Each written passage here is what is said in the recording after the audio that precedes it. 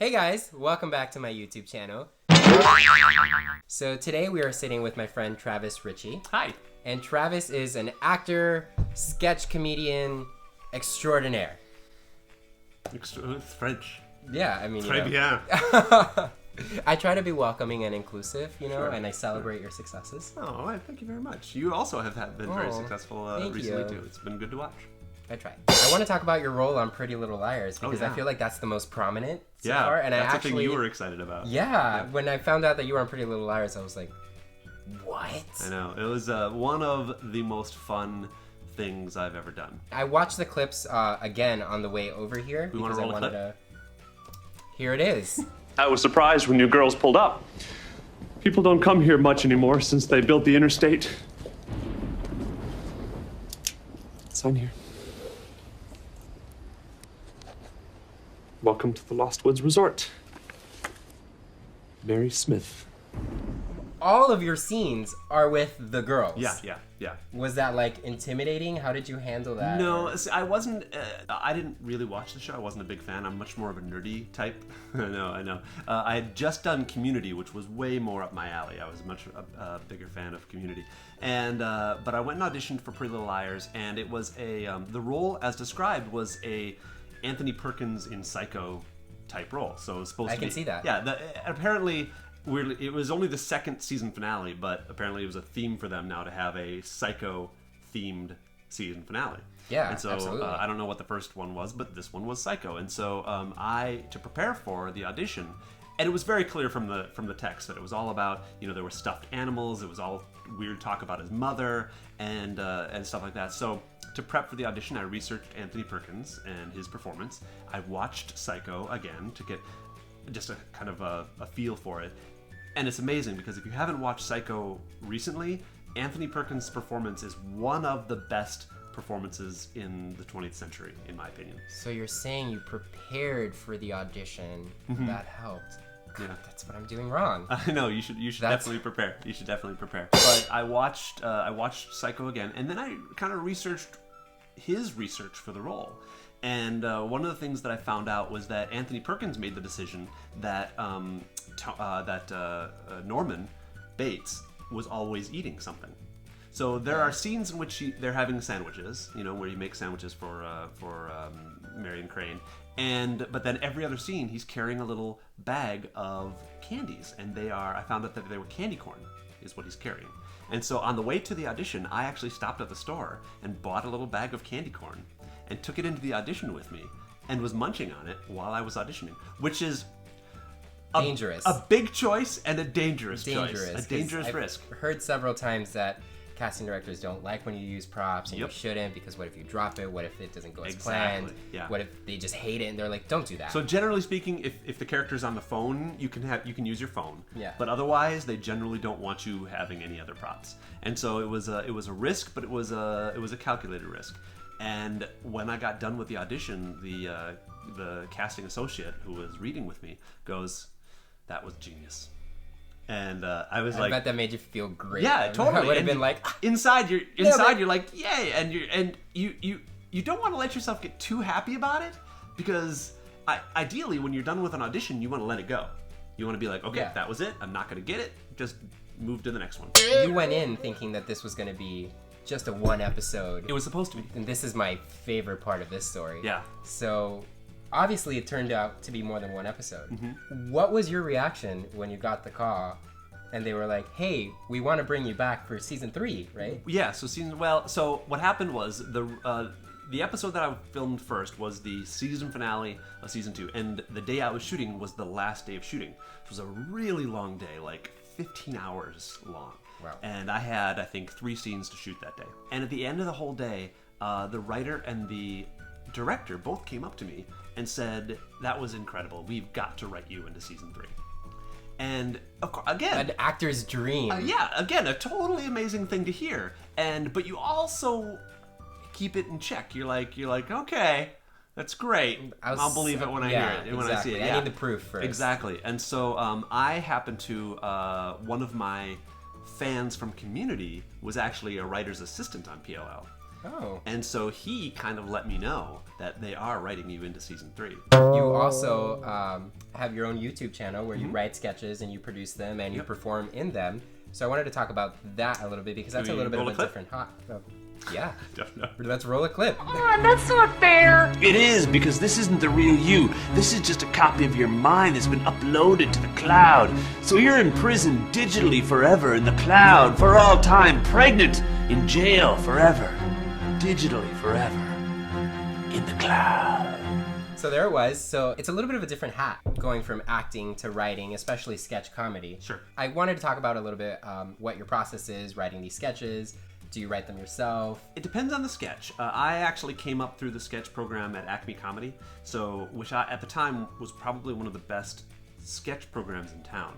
And the reason is they teach you how to write sketch as its own thing. A lot of places do sketch from improv, so you'll improv a character and then you'll improv a story and a scene. Yeah. But it ends up that's kind of where Saturday Night Live does. That's their style. The way I learned to write sketch was, very structured and very designed to be successful comedy, right?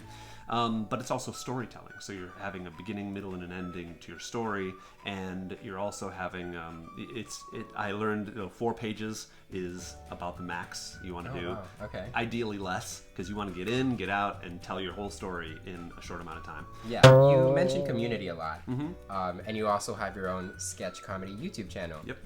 Both of those things are vastly different from the drama that is Pretty Little Liars. Yes. Is there any preparation that you do differently for a comedy as opposed to a drama? You walked us through the process that it took you to get into Harold's mindset for Pretty Little Liars. How is that different for Inspector Spacetime. Spacetime? So, Inspector Spacetime was a season 3 thing on Community, and it was a show within a show. I had not been familiar with Doctor Who a lot. I knew enough about it that I knew that the Doctor that they were referencing in the script pages was the newest version of the Doctor, at the time the 11th Doctor, because he had a bow tie.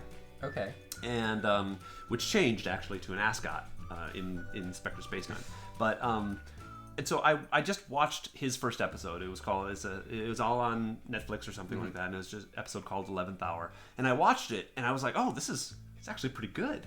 And so I kind of just got an idea for the character from that, and then went into the audition. And again, no props, but there's a point where he has to shoot lasers at this at an enemy. Okay. So I literally just used my Listerine strips pack as a little laser blaster and was going pew pew pew.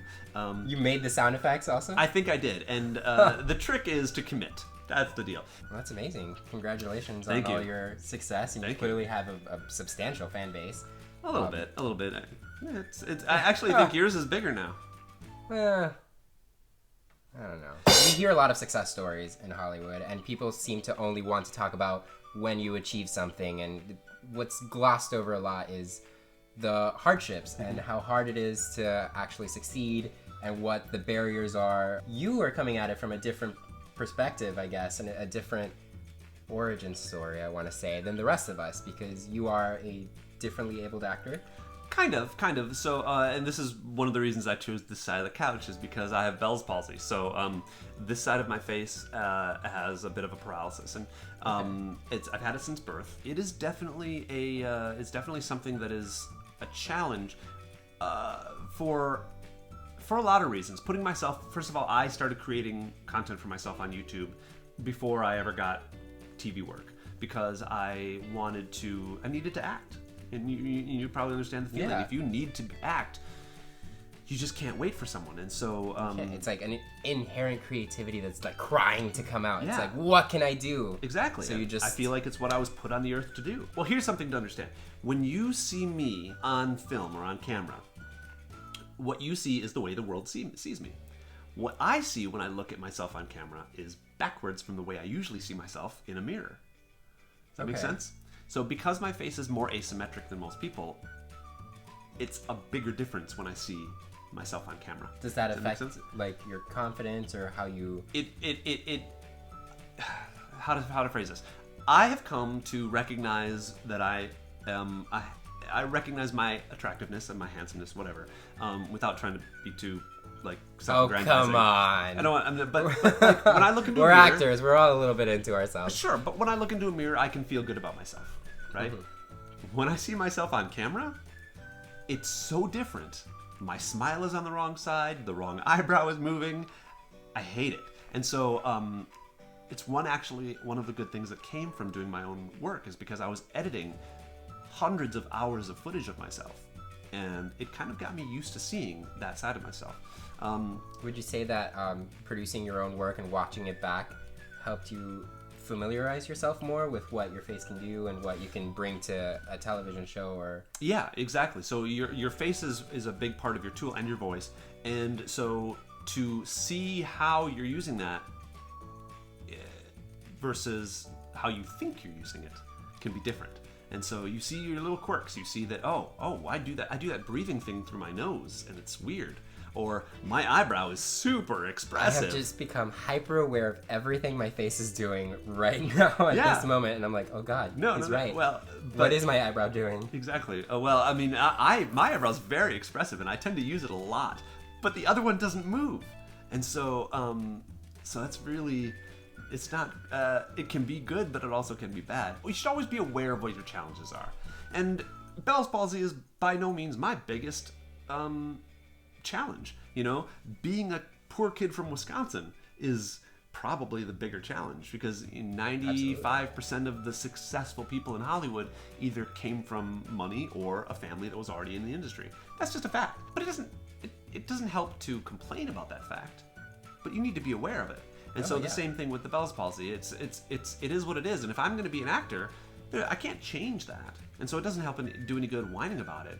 But it is something I need to be aware of. That's great. I feel like as actors, we're given a platform sometimes, if we use it accurately, that we can inspire other people and be kind of like a role model to other people who are going through similar difficulties than us. Yeah. And make enrich their lives a little bit and tell them it will get better. You've had great successes despite being a poor kid from Wisconsin with Bell's palsy. And it's possible. Yeah, because, you know, my thing is I can't imagine myself doing any other thing. I just can't. And so it's just when it's your only option in life, you got to work at it. And so you work at making that happen. Well, I feel like I learned a lot today. Yeah, thanks. Thanks again for coming on my channel. And My thank you for being pleasure. so open and warm and welcoming and open to talking about your own experiences and inhibitions and Anytime. Well, I always loved, you know, that you are that way too. Like you share yourself with your audience in such a great way. And I've always, when I do my sketch, when I do my stuff on my YouTube channel, I don't have much of my own self there. So it's mostly just the characters. And so it's nice to be able to just talk. And yeah, it was great. I enjoyed myself. I hope you did. I did, absolutely. All right. Well, I hope you guys did too. Thank you guys again for watching. Make sure to check out Travis's sketch channel. I'll have the link down below. So go ahead and give him a quick little thumbs up and subscribe. Nice. Thumbs up this video if you liked it. Remember to share, comment, subscribe, and come back next week for more videos. Yeah, let me know if you came over from this video. I'd love to know who you are. Yeah, be like, hey, Jason sent me here. Yeah, exactly. Brownie points for me. Of course. All right, cool. Thanks.